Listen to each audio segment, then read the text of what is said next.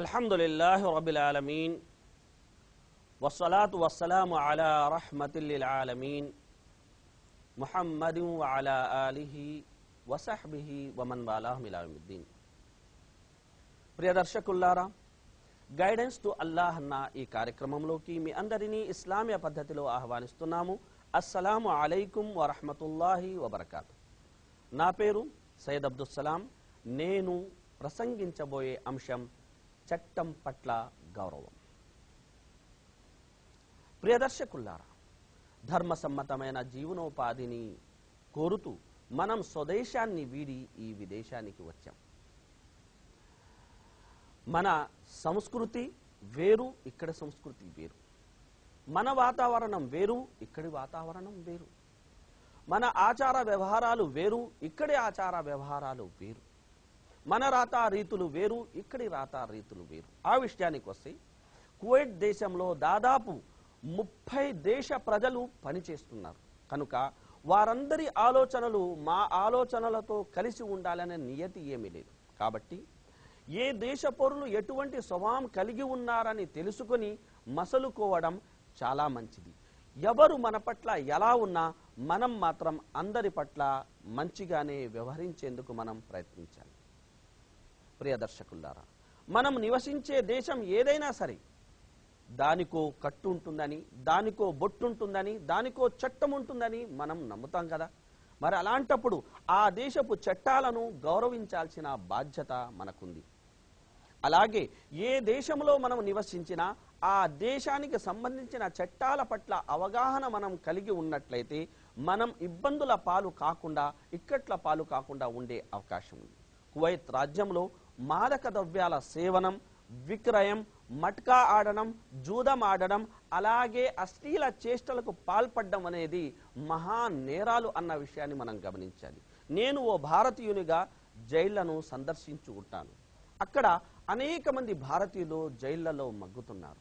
వారిలో కొందరు ఇది తప్పు అని తెలిసి తప్పు చేసిన వారు ఉన్నారు, తప్పు అని తెలియక తప్పు చేసిన వారు ఉన్నారు, తప్పుడు వారి మాటలు విని తప్పు చేసిన వారు ఉన్నారు, తప్పు అని వారికి అవగాహన లేని కారణంగా తప్పు చేసిన వారు, వారి సావాస కారణంగా తప్పు చేసిన వారు చాలా మంది ఉన్నారు. కనుక మనం నివసించే దేశం ఏదైనా సరే ఆ దేశం యొక్క ద్రోహ చర్యలకు మనం పాల్పడకూడదు. కొందరు ఏమనుకుంటారంటే దేశ ద్రోహం అంటే తన యొక్క స్వదేశానికి చేసే ద్రోహమే అనుకుంటారు. అయితే మనం నివసించే దేశం ఏదైనా సరే ఆ దేశానికి వ్యతిరేకంగా, ఆ దేశపు చట్టాలకు వ్యతిరేకంగా మనం మసలుకోవడం అనేది, నడుచుకోవడం అనేది అది మన పాలిటే ప్రమాదకరంగా మారే అవకాశం ఉంది. కనుక చేతులు కాలాక ఆకులు పట్టుకోవడం కన్నా ముందు చేతులు కాలకుండా మనం తగు జాగ్రత్తలు అనేవి చేపట్టాల్సి ఉంది. కాబట్టి మనం ఇక్కడ ఈ ప్రభుత్వం ఏ చట్టాలనైతే మనపై విధిస్తుందో ఆ చట్టాల్ని గౌరవిస్తూ దాని పరిధిలోనే ఉంటూ మంచి చేసే ప్రయత్నం మనం చేసినట్టే మనకు సుఖం అనేది అల్హమ్దులిల్లాహ్ ప్రాప్తమవుతుంది. మన మాట కొనసాగుతుంది. అయితే ఓ చిన్న విరామం తర్వాత.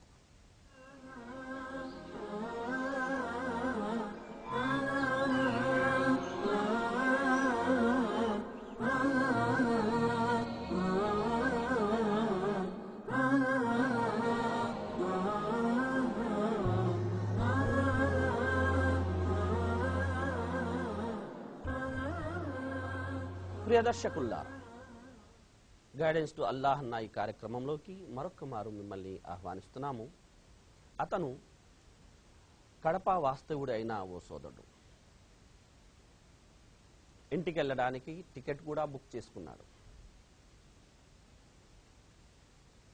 7 రోజులు మాత్రమే మిగులున్నాయి. అయితే అతనిలో ఉన్న ముందు నుండి ఉన్న ఓ చెడు లక్షణం, అది అశ్లీల మెసేజ్లను ఇతరులకు పంపడం. అదే అతని కొంప ముంచింది.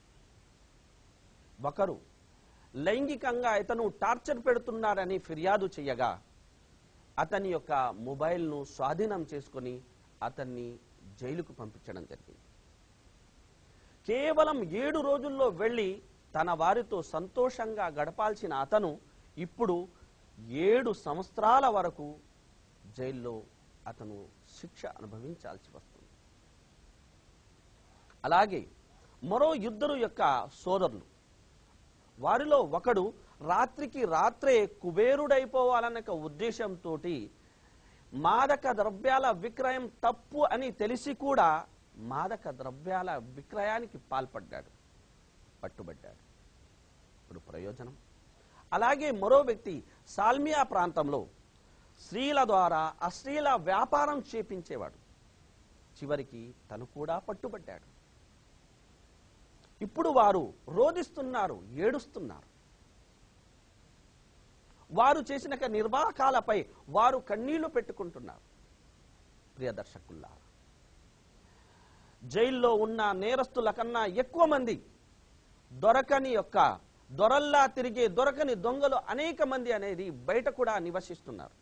అయితే చట్టానికి ఎవరు అతీతులు కారు. చట్టం ఎవరి చుట్టం కాదు.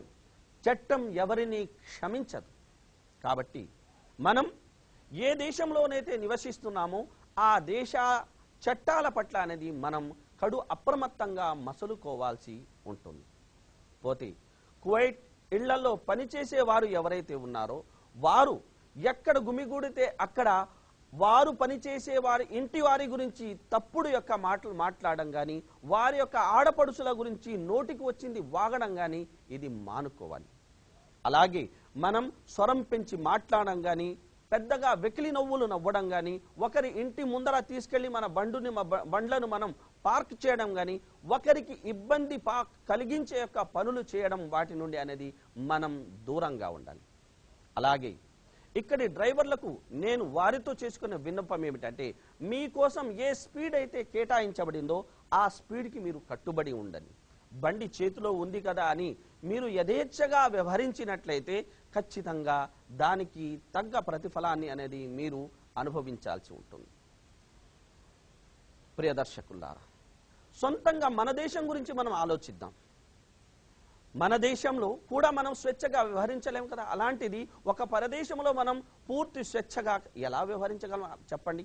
కనుక ప్రవక్త సల్లల్లాహు అలైహి వసల్లం మాటను పూర్తి చేస్తున్నాను. ప్రవక్త సల్లల్లాహు అలైహి వసల్లం వారు అన్నారు, కుల్లుకుం రాయిన్ వ కుల్లుకుం మస్ఊలున్ అన్ రఇయ్యతి. మీలో ప్రతి ఒక్కడు కాపలాదారుడే. అతని కాపలాలో, అతని సంరక్షణలో ఉన్న వాటన్నిటి గురించి అతన్ని నిలదీయడం జరుగుతుంది, అడగడం జరుగుతుంది. ఇంతసేపు మా ఈ కార్యక్రమాన్ని శ్రద్ధగా వీక్షించినందుకు మీ అందరికీ హృదయపూర్వక ధన్యవాదాలు తెలియజేసుకుంటున్నాము. వస్సలాము అలైకుం వరహ్మతుల్లాహి వబరకాతు. వ ఆఖిరు దఅవానా అనిల్ హమ్దులిల్లాహి రబ్బిల్ ఆలమీన్.